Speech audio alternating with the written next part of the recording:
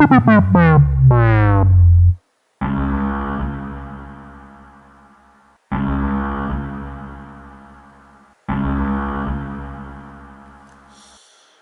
true.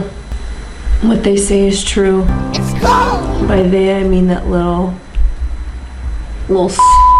handy snack of a health device. I got the vid. It's my first time getting the vid. So thank you, body, for protecting me for the last 2.5 years. I had many close calls. I tested many times. And she got me. I will say my symptoms are mild. The one that is the most odd is the lack of taste. I noticed it this morning when I made a mean ginger drink and couldn't taste it at all. And then I thought, I know what the true test is. You do too. You know what the true test is. A banana. Because this sucker is a flavor bully. There's no escaping the flavor of this. I won't maybe do a dramatic reenactment. Maybe I will. And when I was eating the banana, I noticed I don't have taste buds.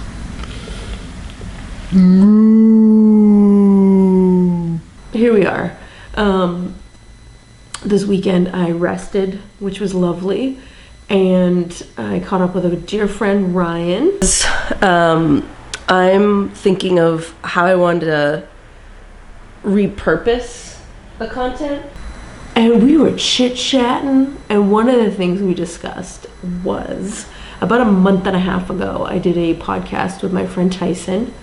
One of the main reasons I started this podcast was to have conversations about the things that we don't usually talk about, and the name What the Hell is Water kind of refers to this sense of these things that are surrounding us all the time and we are all experiencing but aren't necessarily equipped to talk about it or even aware of them. There he is. Such a gift. We did this wonderful podcast and he created this beautiful space to talk about grief and my experience with it and how collectively we've all been experiencing it through COVID. And I promised him a while ago that I would make content about it, and I have not done it. And so we've been chatting for the last few months about grief, and so I was hoping to tackle this subject with you. And I heard a really great quote the other day about a journalist asking somebody about their experience of grief, and so I wanted to share that. The journalist says, "Everyone dies, everyone knows someone that has died, but we don't know how to talk about death. Why?" And so I would love to spend the next part of the podcast just exploring your experience with grief and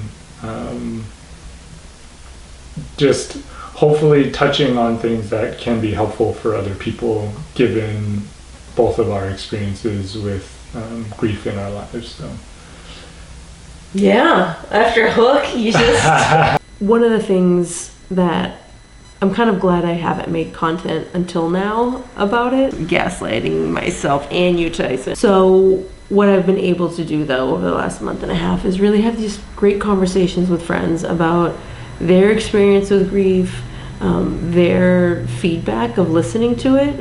It's been really heartwarming hearing folks be so supportive of something that I've been so scared about talking about for so long.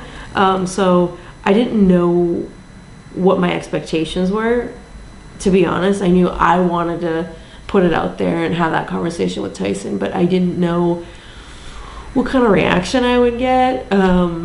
I don't think I would have been able to do this podcast 2.5 years ago. I definitely wouldn't have been able to, but I'm ecstatic that I'm in a place where I can, and it's been really great to just feel free of putting that out in the world and being honest and sharing a part of me that I did feel shame about, and that I did hide a lot from. And now that it's out there, a part of it is out there, I think it's great. And one of the best things I've heard so far is, oh, I shared this with a friend, or I got to know you better. I didn't know that about you. And it was received with embrace and not rejection. So just showing my cards.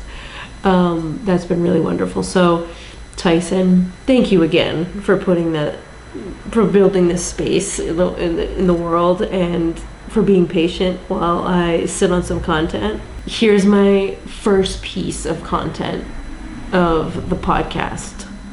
Hey, I got COVID for a little bit maybe, so maybe there'll be more to come. Who knows? But here we are. I mean, then look at this then. I can't imagine a more beautiful thing.